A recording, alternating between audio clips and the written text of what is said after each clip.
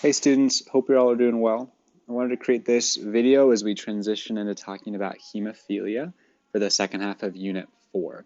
Right, Unit 4 has been all about genetic diseases and trying to understand how mutations in a gene or genes lead to symptoms like we saw in cystic fibrosis or in many other genetic diseases.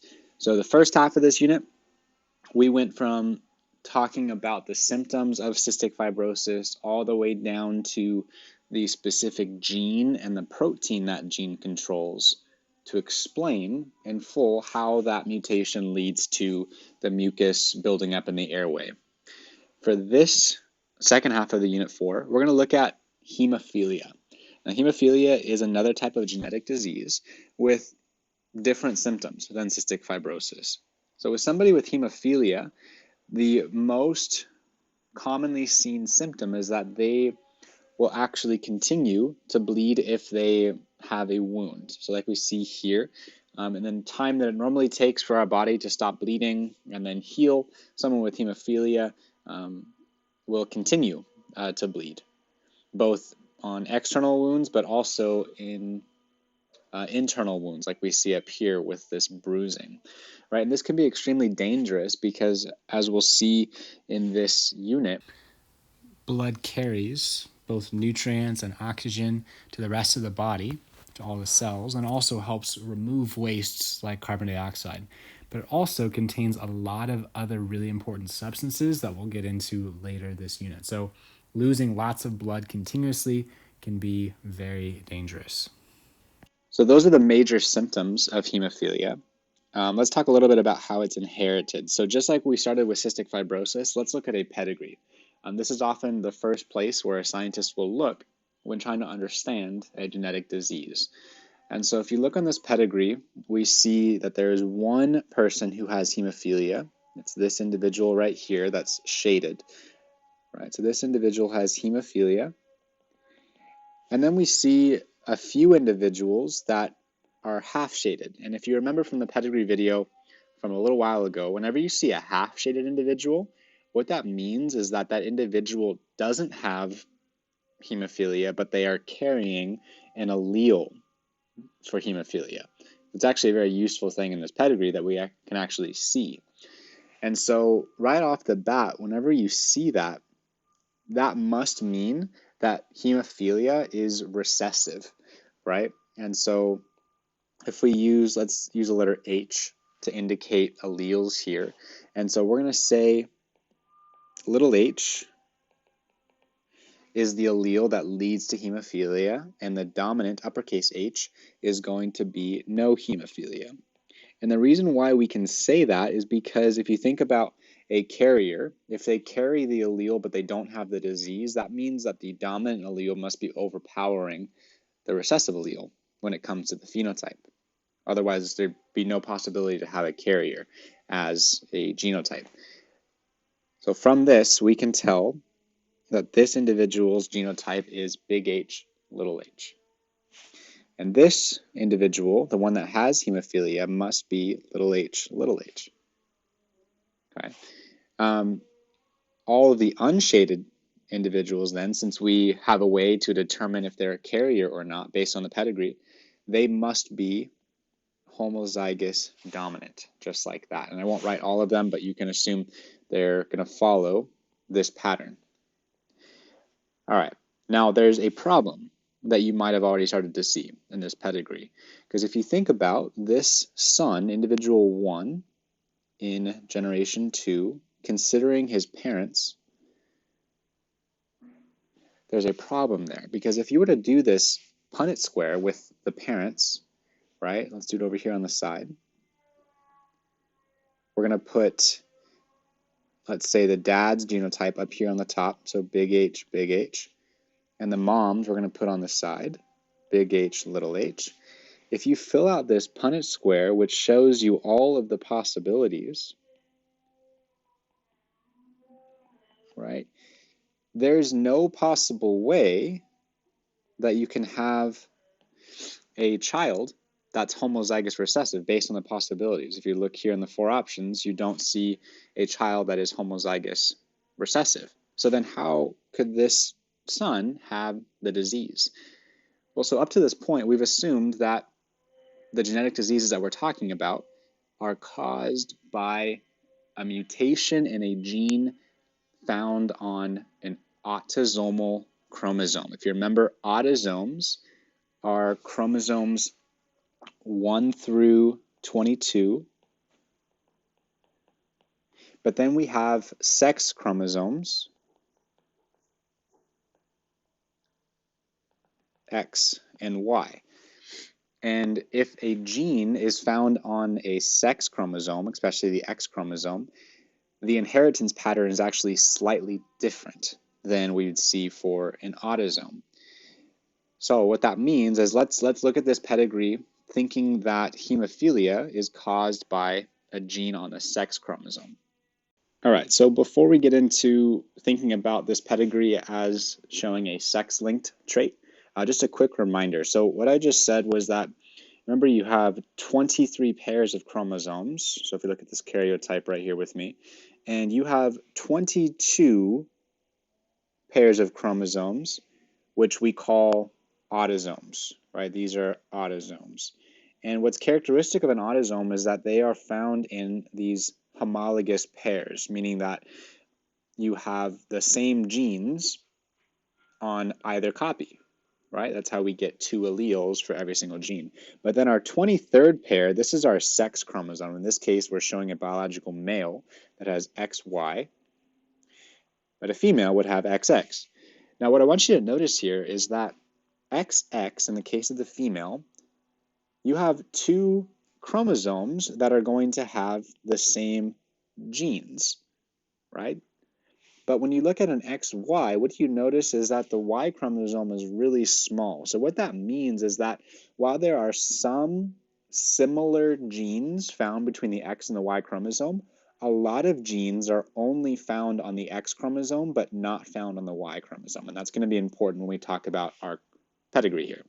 So keep in mind, we're assuming that the gene that causes hemophilia is found on, let's say, the X chromosome, and that's normally how sex-linked traits work.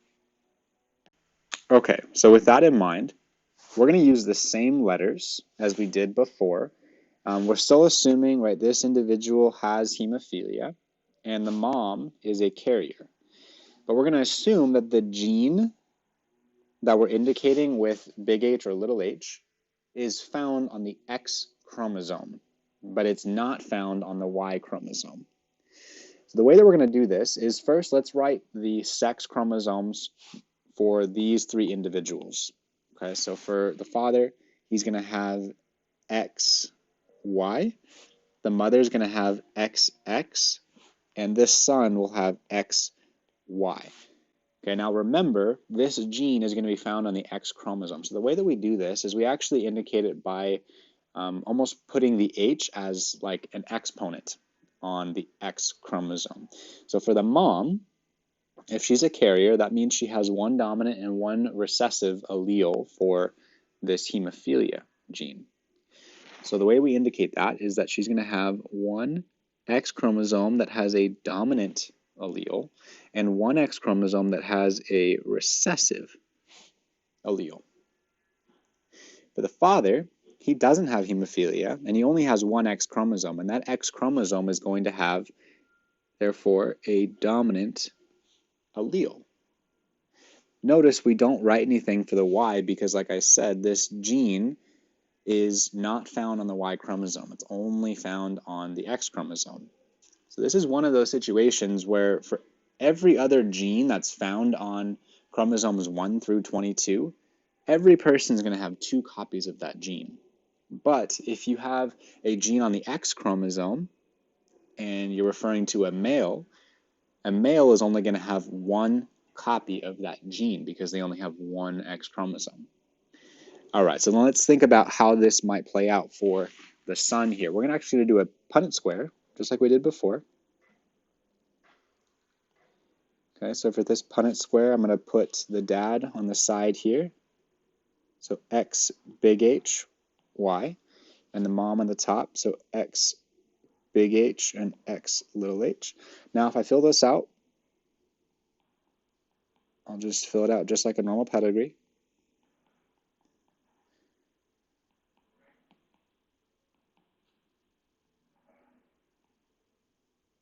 All right. Now, when we look at this, if we think hemophilia is a recessive trait, which of these 4 possible genotypes do you think this individual that has hemophilia has? Well, so it would have to be this genotype, because that recessive allele on the X chromosome is the only allele that that son is going to have.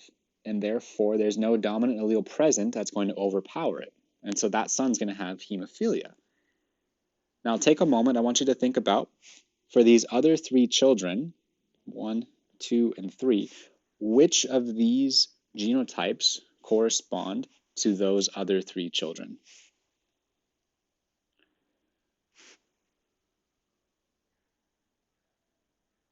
All right, how'd you do? So when you look at those genotypes, this is what you should have based on the Punnett square for these other 3 children.